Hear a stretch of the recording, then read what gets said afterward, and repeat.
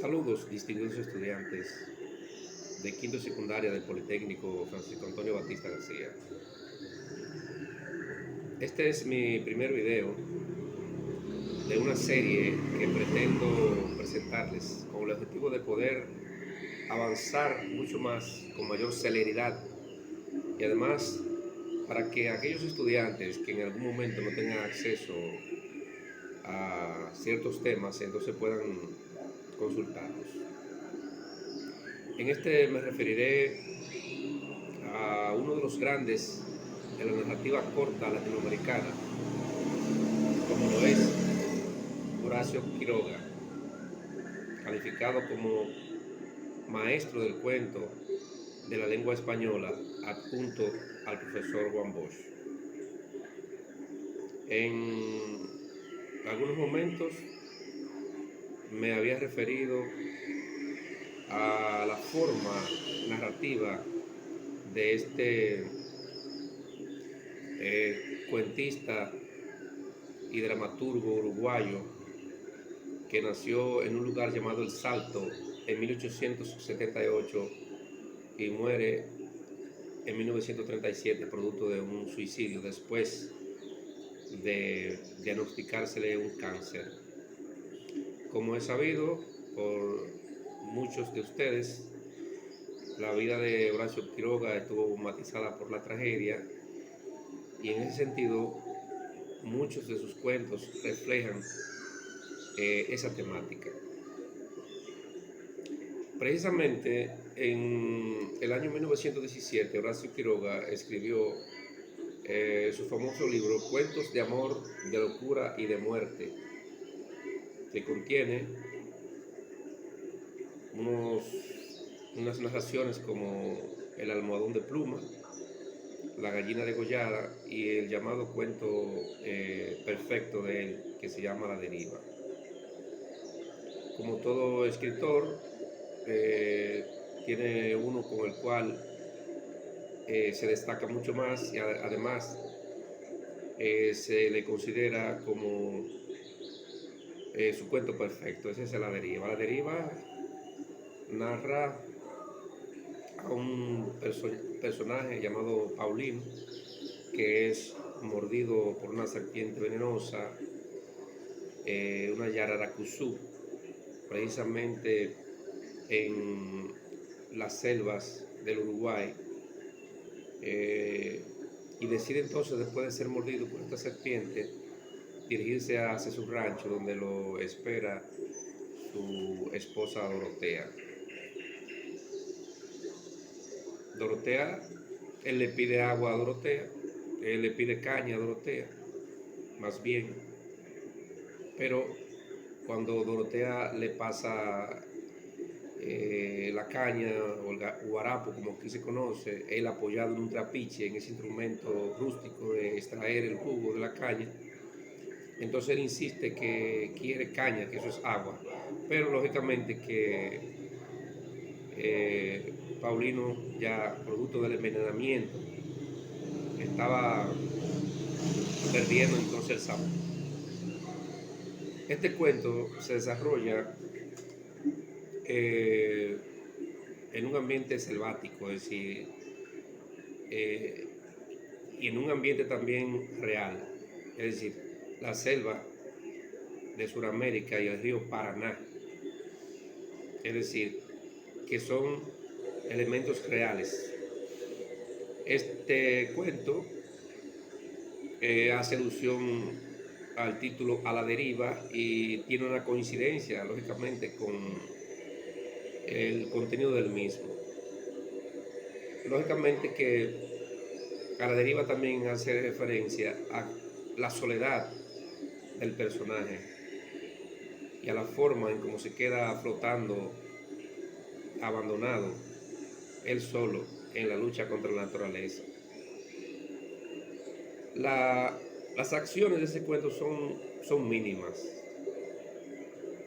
porque su lucha es contra un veneno, contra el veneno que tenía en su sangre, producto de la mordedura. Es decir, esa es la acción. Al igual que Los personajes, Paulino es un personaje principal y Dorotea es un personaje secundario. Aparecen también eh, otros personajes ya terciarios y prácticamente que son especie de sombra, siluetas, son sus personajes. ¿Cuáles son esos personajes secundarios? Bueno, como dijimos, Dorotea es la secundaria, pero entonces Alves, el compadre que le niega el favor a Paulino cuando fue a pedirle ayuda, es un personaje terciario en el cuento. Sin embargo, hay otros que son una especie de silueta, o sea, que apenas se mencionan, como es el caso de Lorenzo Cubillas y el caso de el mismo Dugald, un ex patrón de, de Paulino. Como se ve entonces, es una lucha, la lucha contra la naturaleza que presenta. Hay una forma de narración tradicional en este cuento que es la forma lineal, es decir, cronológica del principio hasta el final, porque los cuentos tienen tres formas de narrarse: de forma lineal, es decir, cronológica; de forma retrospectiva, es decir, de atrás hacia adelante; y a través de la descomposición de los hechos, en la que se presentan diferentes escenas en diferentes épocas. Entonces, repito, lineal, retrospectiva y a través de la descomposición de los hechos. En este caso, sigue una forma tradicional el cuento a la deriva de manera lineal. En lo que tiene que ver con el punto de vista del narrador o la posición del narrador, se puede narrar en primera, en segunda o en tercera persona. Cuando se narra en primera persona, el autor está dentro de la misma obra. Sin embargo, el autor es omnisciente, es decir, está fuera, es un observador. Por lo tanto, entonces, escribe en tercera persona. Escribe en tercera persona. Hay otros elementos. La temática es la muerte, debo decir, la temática es la muerte, pero hay otros elementos que aparecen, como la traición. El mismo Paulino se le presenta a Alves, a su compadre, y ese le niega el favor, como dijimos, pero también hay miedo. Sin embargo, el miedo también se ubica dentro de la atmósfera psicológica del cuento. Este cuento tiene más bien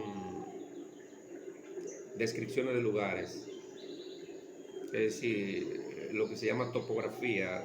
Cuando se describe lugares se llama topografía, pero no hay prosopografía o son escasas porque no se describe físicamente a los personajes en el cuento.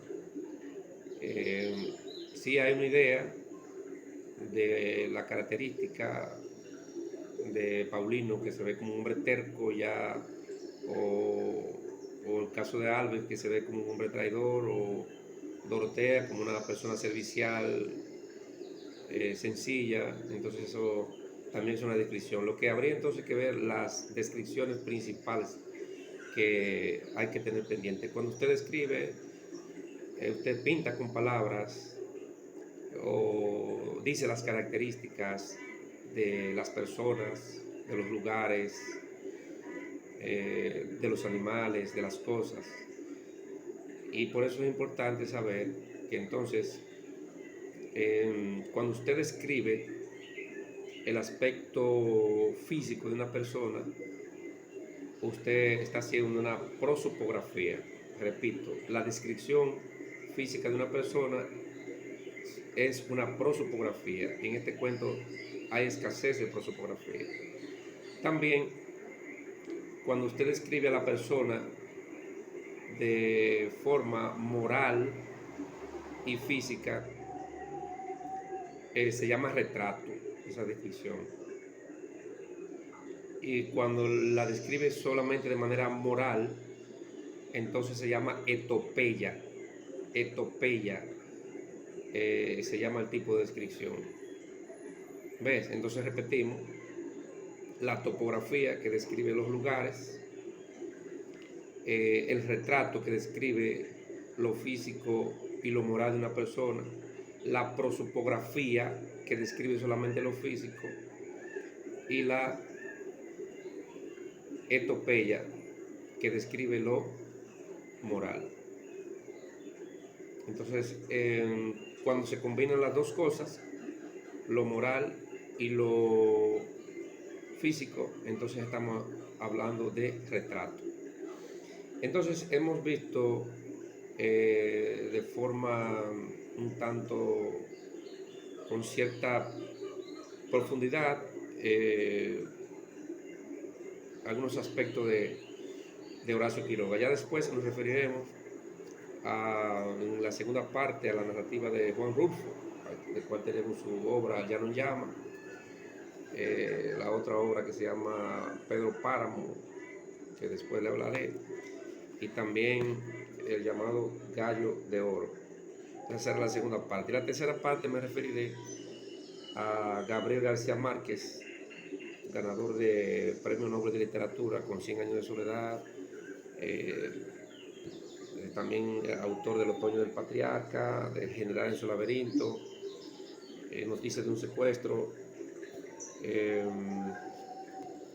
Crónica de una muerte anunciada, entre otros. Pero, entre tanto, nos hemos referido primero al cuento a la deriva. Les comparto entonces este importante texto para que hagan ciertas comparaciones y a la vez un audiolibro del mismo. Hasta entonces.